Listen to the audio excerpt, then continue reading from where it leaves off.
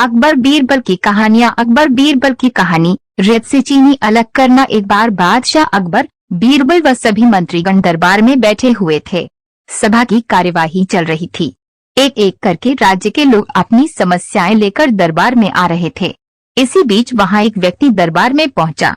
उसके हाथ में एक मर्तबान था।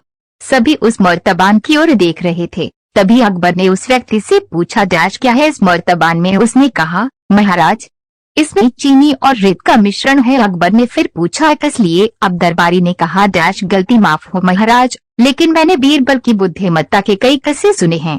मैं उनकी परीक्षा लेना चाहता हूँ। मैं ये चाहता हूँ कि बीरबल इस रेत में से बिना पानी का इस्तेमाल किए चीनी का एक एक दाना अलग कर दें। अब सभी हैरानी से बीरबल की ओर देखने लगे। अब अकबर ने बीरबल की ओर देखा और कहा, देख लो बीरबल, अब तुम कैसे इस व्यक्ति के सामने अपनी बुद्धिमानी का परिचय दोगे? बीरबल ने मुस्कुराते हुए कहा, महाराज हो जाएगा, यह तो मेरे बाएं हाथ का काम है। अब सभी लोग हैरान थे, कहीं बीरबल ऐसा क्या करेंगे कि रेत से चीनी अलग अलग हो जाएगी। तभी बीरबल उठे और उस मर्तबान को लेकर महल में मौजूद बगीचे की ओर बढ़ चले। उनके पीछे वो व्यक्ति भी था। अब बीरबल बगीचे में काम के पेड़ के नीचे पहुंचे। अब वे मर्तबान में मौजूद रेत और चीनी के मिश्रण को एक आम के पेड़ के चारों तरफ फैलाने लगे। तभी उस व्यक्ति ने पूछा, अरे ये क्या कर रहे हो? इस पर बीरबल ने कहा, ये आपको कल पता चलेगा। इसके बाद दोनों महल में वापस आ गए। अब सभी को कल सुबह का इंतजार था। अगली सुबह जब दरबार लगा तो अकबर और सारे मंत्री एक साथ बगीचे में पहुंचे। साथ में बीरबल और रेत व चीनी का मिश्रण लाने वाला व्यक्ति भी था।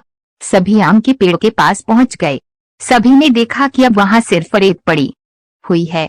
दरअसल रेत में मौजूद चीनी को चींटियों ने निकालकर अपने बिल में इकट्ठा कर लिया था और बची खुची चीनी को कुछ चींटियां उठाकर अपने बिल में ले जा रही थीं। इस पर उस व्यक्ति ने पूछा, चीनी कहाँ गई? तो बीरबल ने कहा, रेत से चीनी अलग हो गई है। सभी जोर जोर से हंसने लगे।